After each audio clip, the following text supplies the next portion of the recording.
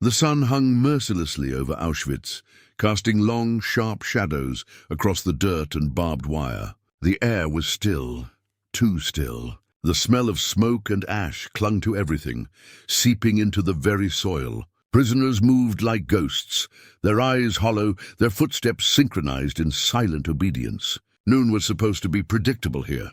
The guards knew every scream, every step, every breath that dared to exist inside this hell. But that day, something shifted. A German officer wiped sweat from his brow, squinting against the glare. Across the yard, 4 figures moved with purpose. Dressed in grey, heads bowed, faces hidden under caps. Nothing unusual, until one of them glanced up for half a second, her eyes fierce, alive. The officer hesitated, then looked away. Routine dulled suspicion. A minute later, the gate creaked open. Metal against metal. The 4 figures walked through it, calm, steady, deliberate. The guards at the tower lit cigarettes, their rifles resting on their knees. The sun reflected off the gate's steel frame, blinding them momentarily. By the time their vision cleared, the figures were gone. It wasn't until the roll call bell rang that someone noticed. A whisper, then a shout. A siren erupted across the camp, slicing the air. Dogs barked, boots thundered. Prisoners froze. Somewhere a soldier screamed, "Wir fehlen!" 4 are missing. In the chaos that followed, one truth began to echo between the towers. 4 Jewish women had escaped Auschwitz. In broad daylight, no one could believe it. No one dared to. But that single act, those few impossible minutes, would unravel one of history's darkest secrets and show the world that even in a place built to crush every spark of hope, courage could still burn brighter than the sun over hell. Before the barbed wire, there were lives, bright, ordinary, human. Laughter in courtyards, family dinners, the sound of piano keys echoing through small apartments. Long before the world was divided by war, these women were daughters, friends, dreamers. They had futures, until the boots came. Mala Zimetbaum had always been quick with her mind, her feet, her smile. Born in Poland and raised in Belgium, she worked as a messenger for the Jewish Council, darting between offices in Antwerp, long before anyone knew the full weight of the yellow star she'd been forced to wear. She spoke 5 languages, and that gift would one day save more lives than her own. But in 1942, the Gestapo came. They called it transport. Mala called it the end of her world. Věra Grossmannová was studying mathematics in Prague when the occupation began. Her notebooks were filled with equations, her dreams filled with numbers that made sense, unlike the chaos that followed. When her university expelled all Jewish students, she joined her parents in hiding. But they were betrayed. On a frozen night in 1943, soldiers dragged them from the cellar. Věra still clutched her father's notebook when she was shoved into the cattle car. Ester Wajcblum, a seamstress from Warsaw, learned early that silence could mean survival. Her family's workshop was destroyed in the ghetto. She stitched scraps of fabric together to trade for bread, her fingers bleeding from the cold.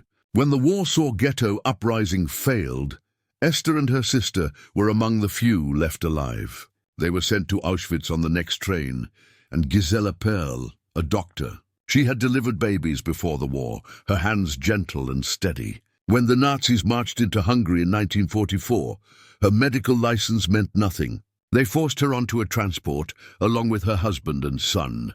The train ride took days. The stench, the cries, the darkness, it never left her. When the doors finally opened, she saw the sign for the first time, Arbeit macht frei. Auschwitz. The first thing stripped from them was their names, then their clothes, then their hair, then their dignity. What remained were numbers tattooed into skin that once carried warmth, laughter, life. Every morning began with a whistle, piercing, merciless. The women stood in freezing air, bodies trembling, staring straight ahead as the guards counted them like cattle.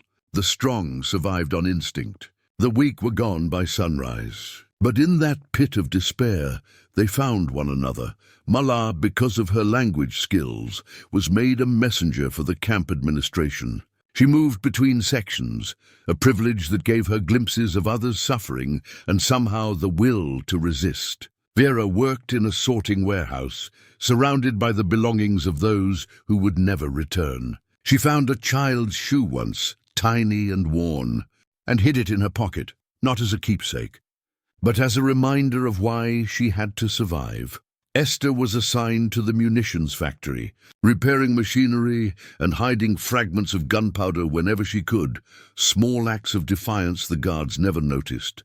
Gisela worked as a camp doctor, tending to the sick with nothing but her hands and torn cloth. She delivered babies in secret, knowing that every birth could mean death. Each woman carried silent wounds. But together they created something the camp could not destroy, a promise that they would not die here, that the world outside these fences would one day know what truly happened inside, under the smoke of burning bodies. Beneath the watchtowers, they began to whisper plans, small, impossible thoughts of freedom, because before the barbed wire, they had lived as human beings. Inside it, they had learned what it truly meant to fight for humanity itself, and though no one yet knew it, those whispers would one day turn into the sound of footsteps, walking straight through the gates of Auschwitz, into the sunlight.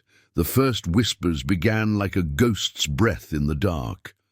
Quiet, uncertain, almost too fragile to believe. "The Soviets are coming." The words passed from bunk to bunk, smuggled between trembling lips and stolen moments. No one knew if it was true. Hope was dangerous here. But in the women's barracks of Auschwitz, 4 prisoners listened closer than the rest. For them, the rumor wasn't a promise. It was an opportunity. Mala Zimetbaum was the first to speak it aloud. Late one night, after the guards' footsteps faded and the faint buzz of the searchlights hummed overhead, she whispered, "If they're coming, then we can't die here. Not now." Her voice was a spark in the darkness, met with silence, and then a whisper back. "Vera's escape? In daylight? You're mad." Mad, maybe. But Mala wasn't just another prisoner. As a messenger between SS offices, she'd memorized every corridor, every route, every guard who could be bribed with silence. Her job gave her access, and access in Auschwitz was power. Over the next few days, they watched, observed, studied. The guards were predictable, bored, overconfident. The noon shift change was always chaotic. Trucks entering, paperwork scattered, men shouting orders no one followed. The gate, for a few precious minutes, became a revolving door of movement and distraction. Mala knew that if they could blend into that chaos, they might just disappear. Vera took on the most dangerous task, charting the timing. She watched the guards through cracks in the barracks wall, memorizing their steps. The moments when eyes wandered or cigarettes were lit. She drew lines in the dirt at night, erasing them with her heel before sunrise. Every detail mattered. One wrong minute could mean the end. Ester Wajcblum and Gisela Perl worked in silence, gathering the pieces that would make fantasy look like fact. Ester, stationed near the munitions workshop, risked her life each day to smuggle scraps of cloth, buttons and insignias torn from discarded Nazi uniforms. The smell of oil and iron clung to her skin, but every stolen piece brought them closer. Gisela used her access to medical supplies to steal ink, bandages and blank papers, items that, with the right touch, could become forged identification passes. The plan was audacious. Walk through the main gate of Auschwitz, disguised as Nazi workers during the midday shift change. No tunnels, no hiding. Just 4 women walking into the light, carrying forged documents, calm enough to fool the devil himself. At night, they rehearsed in whispers. The barracks were their theater, the flickering candlelight their stage. "You must walk like them," Mala insisted. Head high, no fear. She mimicked the swagger of an SS officer, chin up, gaze sharp. The others stifled nervous laughter, their hands shaking. The sound of their muffled giggles was rare, almost sinful, a sound of life in a place built for death. But behind the fragile humor was terror. They knew what would happen if they were caught. Public execution wasn't a rumor. It was routine. Prisoners were hanged before thousands as examples. Gisela had watched once, a young boy no older than 16 accused of stealing bread. His mother's screams had haunted her for months. Still, the women pressed on. One night, as a storm rolled over the camp, thunder muffling their whispers, Mala spread the items before them. The incomplete uniforms, the papers smeared with fading ink, the forged stamps that might fool a distracted guard. "This is it," she said softly. "If even one of us hesitates, we die. If one of us falters, we all die. But if we succeed..." She looked up at the others, her voice tightening. "If we succeed, the world will know." There was no dramatic agreement, no vows spoken aloud. Just 4 quiet nods, the kind that said we've already decided. The days that followed felt heavier. The sky itself seemed to watch them. Every clang of a gate, every shout of a guard, every whistle made their hearts jump. But the plan was in motion now. Vera noticed that one of the guards, a young recruit from Vienna, tended to drink from a flask at noon. His gaze always blurred around the same time. "He's the one at the west gate," she told Mala. "If we go then, he won't see straight." Ester finished stitching the final uniform sleeve using stolen thread. The insignia sat slightly crooked, but under sunlight and sweat it might pass. Gisela packed a small pouch with what little she could carry. A strip of bread, a scrap of paper, a single pencil. "For evidence," she whispered. "If we make it out." The night before their attempt, the camp felt quieter than usual. A fog rolled over the barracks, softening the outlines of barbed wire and towers. Mala sat awake, staring at the faint outline of the gate beyond the mist. She whispered a prayer, not to live but to succeed, to make sure someone outside these walls would finally believe what was happening here. In a place where death ruled every hour, they had chosen to fight for one impossible minute of freedom, tomorrow. Under the glare of the noon sun, 4 women would attempt the unthinkable, to walk out of Auschwitz as if they belonged there, and no one, not even the guards, could yet imagine the silence that would follow when they realized what had just happened. The sun was at its peak, brutal, blinding, indifferent. July 1944. The air over Auschwitz shimmered with heat, carrying the faint stench of burning flesh and diesel. The camp seemed almost calm. Prisoners moved like shadows across the yard. Guards barked orders out of habit, and the routine, that deadly rhythm, pulsed on. But beneath that illusion of order, 4 women were about to commit the impossible. Mala adjusted the grey cap on her head, the stolen uniform clinging awkwardly to her thin frame. Her hands trembled, not from fear, but from the sheer weight of what she was about to do. Beside her, Vera clutched a small folder, forged papers, still damp from the ink. Ester tugged at her jacket sleeve, hiding a tear in the fabric. Gisela whispered a single word under her breath, a prayer, or perhaps a promise. They stood in the shadow of a storage building, waiting for the moment. The bells had just sounded noon. The camp erupted in motion, guards shouting, trucks rolling in, prisoners being herded across the yard. The west gate, the one they had watched for weeks, was alive with chaos. Mala glanced at the others. Now. They stepped out. The gravel crunched beneath their boots. Too loud, it seemed. They kept their pace steady, mirroring the confidence of SS workers on an errand. Their forged passes were clutched in pale, blistered hands. Every instinct screamed to run, but running meant death. A dog barked from somewhere behind them. The sound cracked the air like a gunshot. Vera's knees nearly buckled, but Mala didn't turn. "Keep walking," she hissed softly, her lips barely moving. As they approached the first checkpoint, the guard was exactly as they had hoped. The young recruit from Vienna, flask in hand, his uniform stained with sweat. He squinted against the glare, his eyes glassy. Mila offered the papers first. He took them lazily, flipping through the pages with the boredom of a man who believed nothing could surprise him.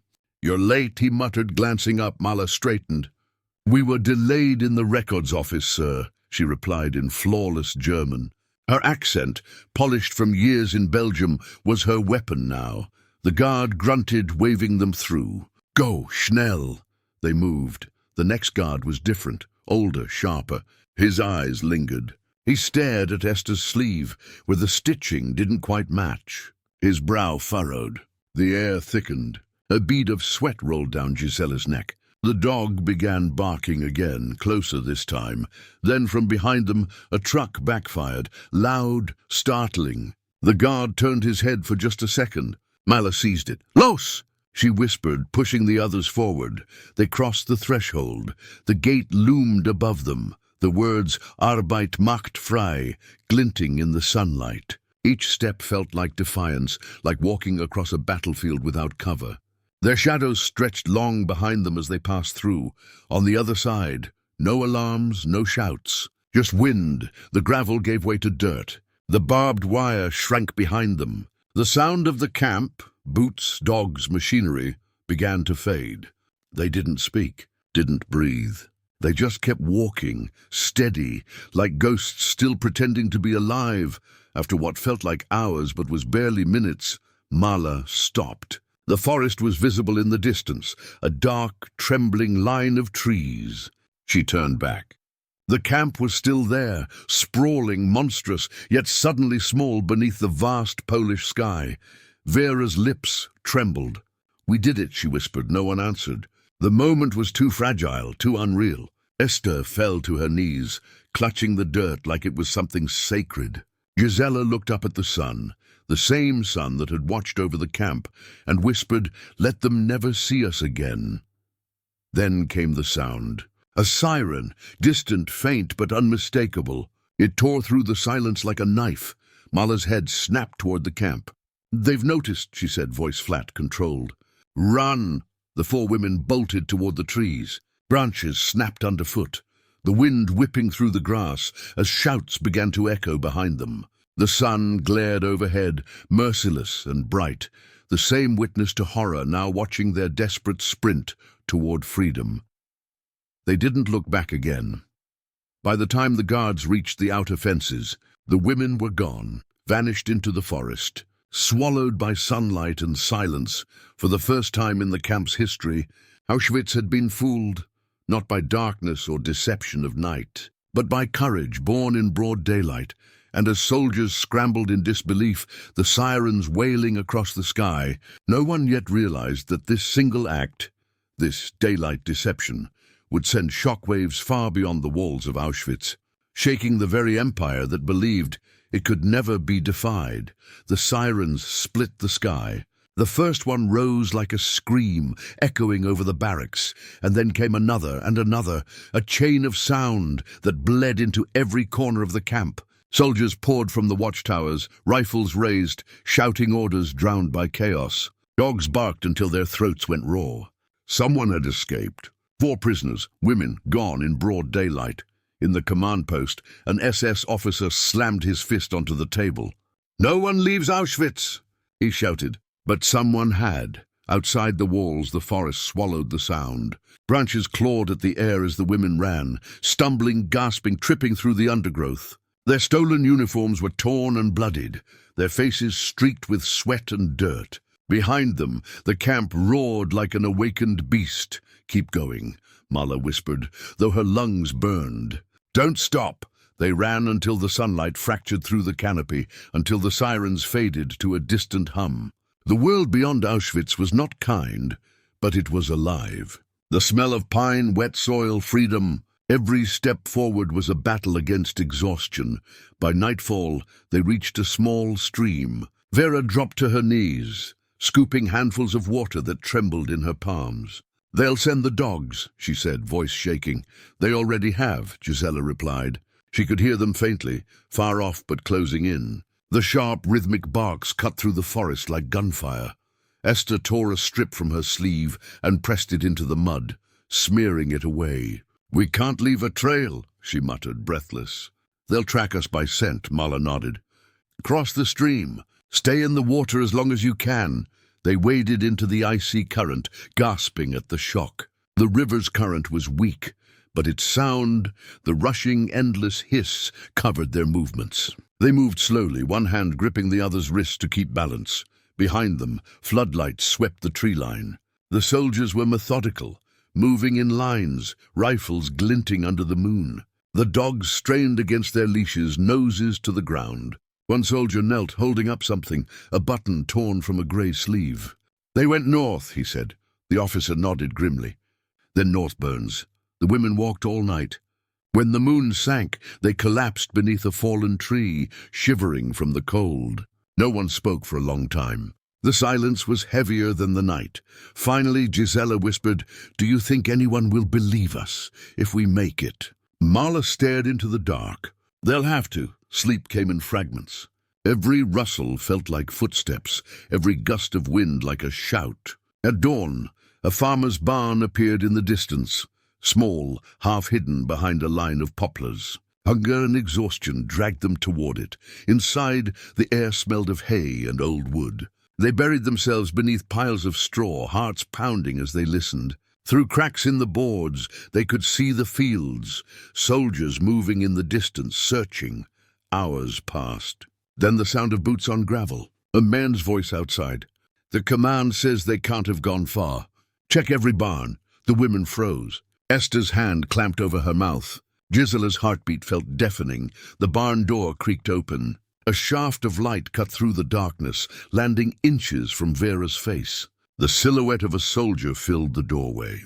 He stepped inside, the floorboards groaning under his weight. The straw shifted as his boot nudged it. He hesitated, then turned and spat. "Nothing here," he muttered. The door slammed shut.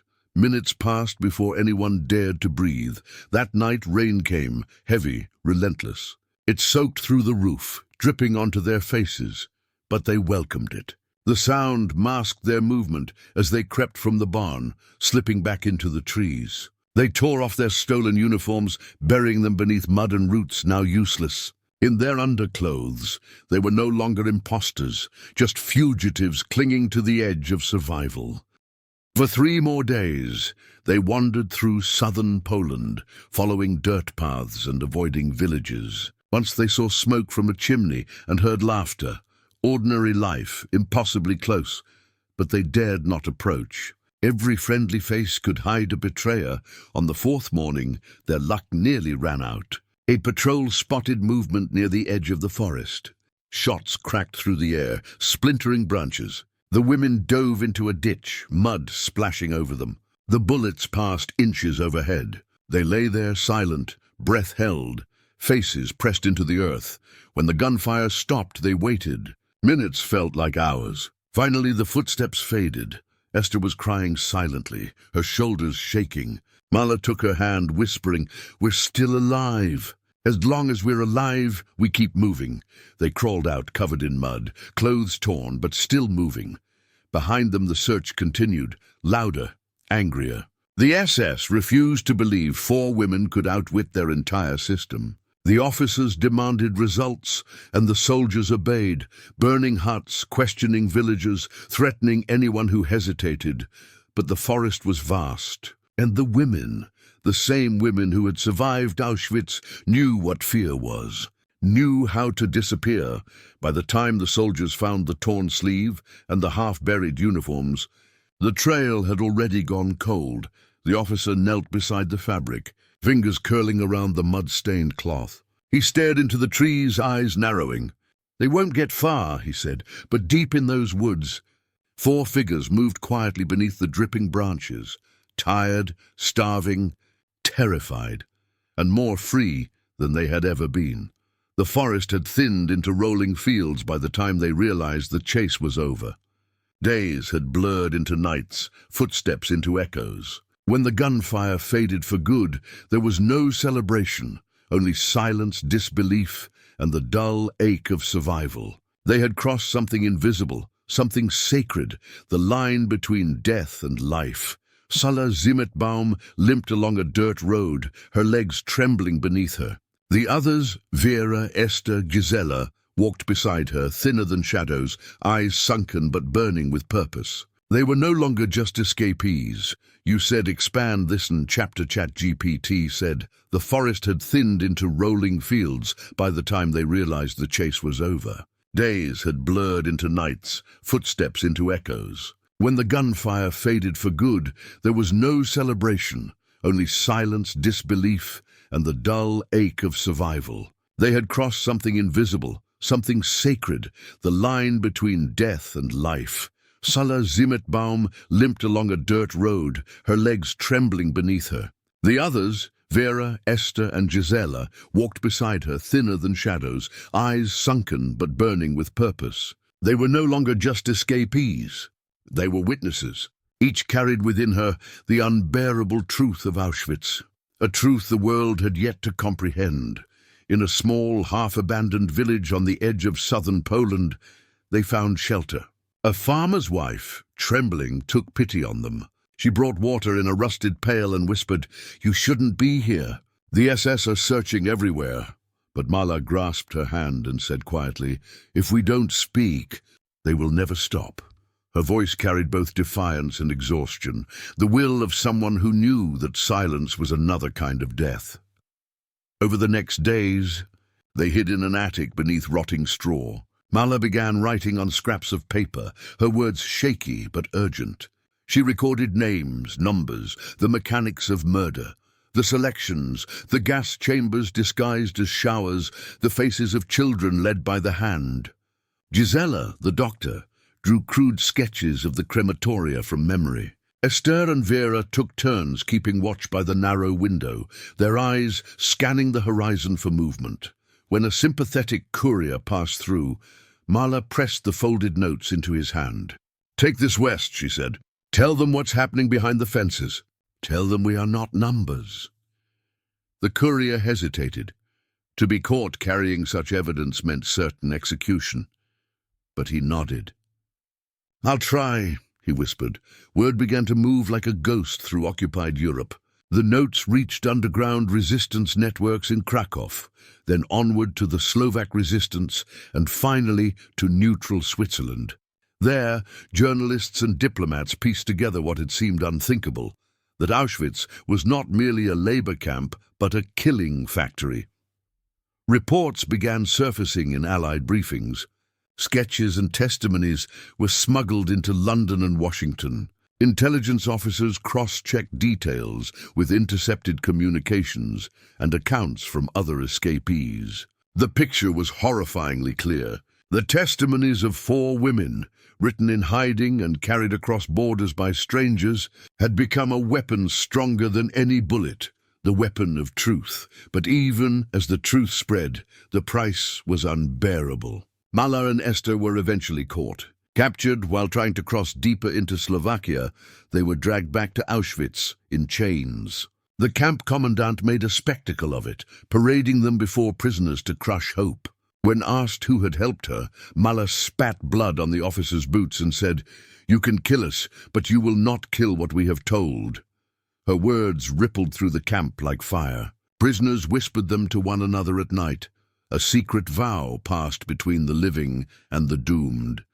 Věra and Gisela managed to survive the war, though survival came at a cost. Words could never repay. When the Soviets liberated Auschwitz in January 1945, they stood at the barbed wire again, not as captives, but as witnesses returning to the graves of their own ghosts. Reporters gathered around them, notebooks in hand, eyes wide with disbelief. Gisela described the experiments, the screams that filled Block 10. Věra spoke of the women's barracks, where humanity clung on in fragments, a song, a prayer, a touch. Their testimonies were among the first that forced the world to look, really look, at what had happened in the heart of Europe. Newspapers called it unimaginable, but the women knew imagination had nothing to do with it. This was the reality they had seen with their own eyes. The chapter closes with Mala's words, recovered from a torn diary page smuggled out after her execution. "They thought we were weak. They thought we would die quietly. But the truth does not die. It walks, even through fire." The camera fades on the image of 4 faces, 2 lost, 2 living, all bound by the same impossible courage. Beyond the wire, the truth had found its voice. And through that voice, millions would finally learn what daylight had once revealed inside the gates of hell. Years passed, but the memory of that noon in 1944, when sunlight fell over Auschwitz and 4 women vanished through its gates, never faded. Survivors spoke their names with reverence: Mala Zimetbaum, Věra Grossmannová, Ester Wajcblum, and Gisela Perl. They were not remembered as victims, but as proof that even in the darkest, most controlled place on earth, human courage could still defy godless cruelty.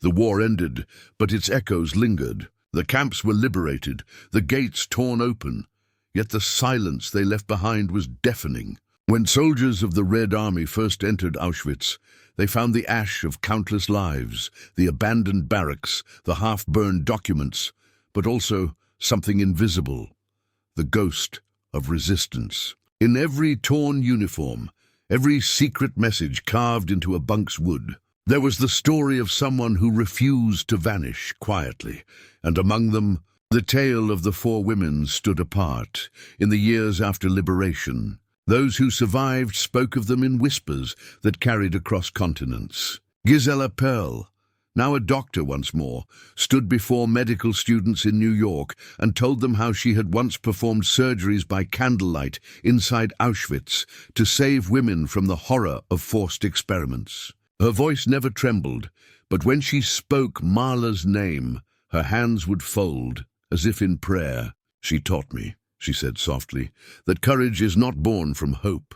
It is born from love, love for those who have none left." Věra Grossmannová, the quiet student who once studied poetry in Prague, gave her testimony during the Nuremberg trials. Facing the very men who had orchestrated the machinery of death, she spoke not of hatred, but of truth. "We escaped," she said, "so that the world could not say it did not know." Her words became part of the permanent record of history, read aloud in courtrooms where former SS officers sat pale and wordless.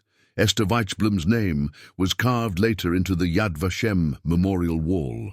She had not lived to see freedom. She was executed after being recaptured, but her courage lived on in the memories of those who had watched her defy the guards.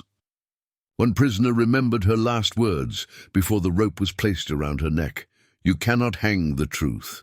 And Mala, the first spark of it all, the one who planned, who dreamed, who dared, her legend became almost mythic among survivors. They said that even when she was beaten, she refused to scream, that as she lay dying, she tore the veins of her wrists open with her own teeth, denying the Nazis the satisfaction of control. Her final words were whispered to a fellow prisoner. "Someday they will know." And they did. Over the decades, journalists, historians, and filmmakers tried to capture the meaning of that escape. 4 women who dared to walk out through the gates of Auschwitz in broad daylight. Some called it madness. Others called it a miracle. But those who knew, those who had lived inside the camps, understood the deeper truth. It wasn't about survival alone. It was about reclaiming humanity, even if only for a few stolen hours under the sun. Auschwitz had been designed to erase everything human, names, laughter, hope. The Nazis had turned sunlight into something cruel, a reminder of a world the prisoners were no longer part of. But that day, in 1944, sunlight became a weapon. It blinded the guards with familiarity, made them complacent, made them human again. And in that moment, humanity betrayed evil. The story of their escape spread across Europe, carried in secret letters, in trembling testimonies, in post-war documentaries. School children read their names beside those of partisans and soldiers. Streets were named for them. But their legacy wasn't built from monuments or medals. It was built from the reminder that resistance takes many forms. Sometimes it's a gun, sometimes it's a whisper, and sometimes it's 4 women walking through the gates of death, pretending to belong to their captors, hearts pounding, but steps steady. Years later, an old survivor visited the ruins of Auschwitz. The camp had become a museum by then, its barracks preserved, its gates still crowned with the cold, mocking words, "Arbeit macht frei." She walked slowly, the crunch of gravel beneath her feet the only sound. Near the main gate she stopped and looked up at the wire. The sky was bright, the same pale blue it had been that summer day in 1944. The air smelled of grass and silence, not smoke, and she smiled. In her trembling hand, she held a single scrap of paper, a copy of Mala's words. She placed it against the rusted fence, whispering, "You did it." The truth escaped. Then she turned away, letting the wind carry the words into the sunlight. The camera pulls back, barbed wire glinting under the same sun that once saw unthinkable horror. The field is empty now, no guards, no screams, no sirens. Just silence and the hum of life returning, birds, wind. The distant laughter of tourists unaware of how sacred this ground is. The narrator's voice breaks through the stillness, soft but certain. They shocked the soldiers that day, but the world was next. What escaped Auschwitz was not just 4 women. It was the proof that humanity, though crushed and starved and burned, could still rise, could still walk out through the gates of hell, into the light, fade to black. But before the silence takes over completely, there's one last echo, the sound of boots, steady and brave, walking through gravel. The echo of the women who refused to die forgotten. The echo of resistance. And as the screen fades, the last line appears in white letters. In the place built to extinguish hope, they found a way to let the light escape.